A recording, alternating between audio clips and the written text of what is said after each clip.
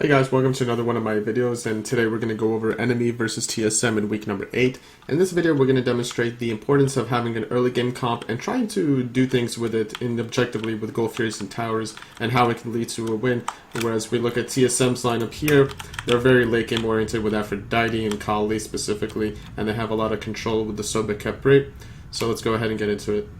Here in this clip, we're going to see the build up and lead up to the first blood here coming out of enemy, and we see a very aggressive play coming out of TSM in the dual lane, extending their lead, and as a result of extending their lead, they're going to push out this wave constantly, putting pressure along this tower, being able to outpush with the backflip into root into the weave. As a result, they're going to go ahead and get these back harpies here.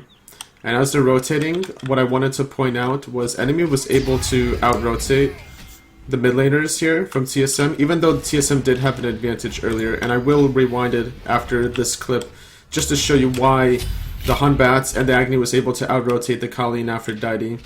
And we do see an early double kill here coming out of enemy as a result of being able to out-rotate, and no trades being offered as well. So let's go ahead and rewind here and see why the middle was able to out-rotate.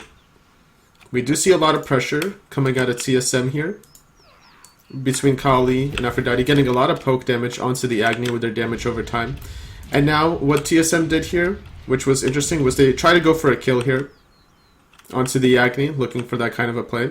And as a result of this, they're going to get out-cleared in the middle lane trying to go for this kill. They're using all their abilities on the Hun Bats instead of the wave, so they have to deal with all 6 minions here moving forward. And as we see, already the rotation is starting.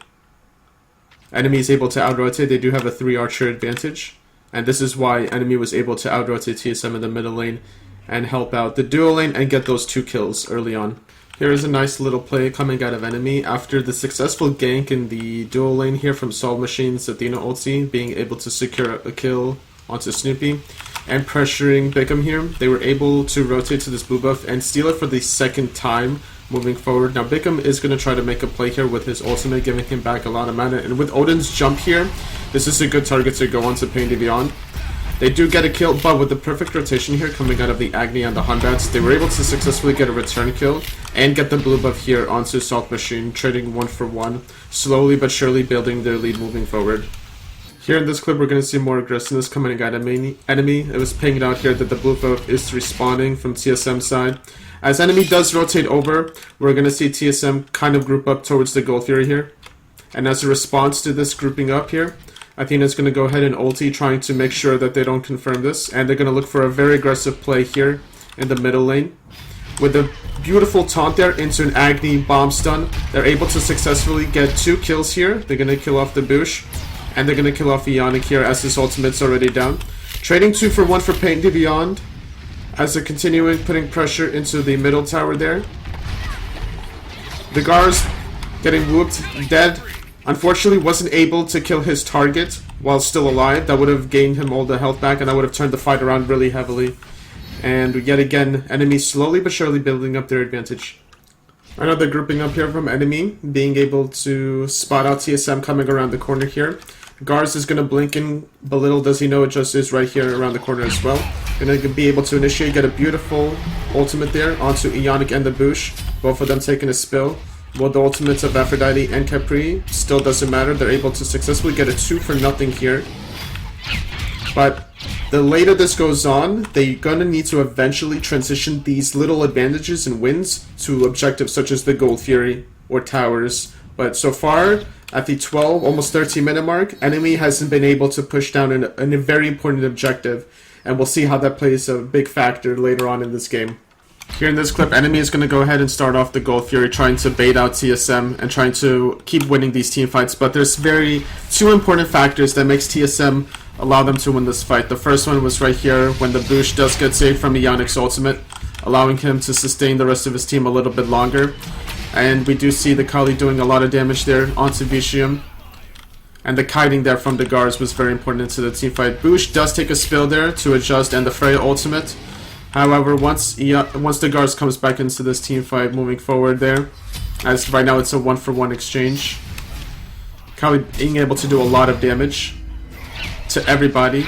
And Garz is staying to his target right there. even using his ultimate, and able to get off his target there, more importantly, the last possible second, as Chaos does, able to get a kill onto Yannick, but it doesn't matter because it was a 4-for-2 exchange in the favor of TSM. And now this is getting to a point where, because enemy had the early game lead and they weren't transitioning it into objectives, TSM was able to now control the pace of the game with the sustain that they have from Aphrodite and the Capri ultimate, and the pure damage that they have late game. Even though it is right now this 18-minute mark, the Kali is going to be doing a lot of damage moving forward. In this clip, we're going to see Dagaris having to run away from the burst damage that was dealt onto him as Yannick is forced to retreat with an ultimate on himself. Really good play coming out of Adjust here, being able to blink past the Boosh, confirming this kill onto Yannick. However, he makes another silly play to answer for it by jumping into Bickham and Snoopy, using his ultimate defensively, but he's going to take a spill. As the rest of enemies able to clean up the Gars here. The damage that he dealt was good enough to return a kill onto Chaos there, moving forward with the Aphrodite sustain. We're going to see another important objective here from TSM, able to control the middle lane and get this tier 1 tower. They were once behind about 6,000 experience, and now they're down only about 2,000 experience, and the gold is basically even at this point in time. After a long drawn out engage here, where enemy did pick off Snoopy on the left side jungle, rotating over to middle, enemy is able to secure the Gold Fury here moving forward, as we do see a lot of aggressiveness here, trying to kill Bickham, but he's going to live with about 10% health, actually 1% health moving forward there, as the ultimate from Vishin was used. Not having his ultimate as a result allowed him to die very easily. They weren't able to quite successfully kill Pain Deviant here. However, he's basically out of the fight, and the rest of this goes into TSM's favor moving forward. They're just going to be able to push this down really hard. And with the sustain from Aphrodite, instead of electing to go for the tier 2 tower, they're going to go for the Fire Giant, because everyone from enemy had to back, and they did pick up Vishim earlier. And as a result of the Aphrodite heals, they're just able to constantly put pressure onto enemy and winning the trades moving forward. Bickham's going to use his ultimate, trying to confirm this Fire Giant here. And that was very important because the Hunbat's ultimate was used on the Fire Giant, trying to CC a lot of TSM, but obviously the Sobek in his ultimate is CC immune.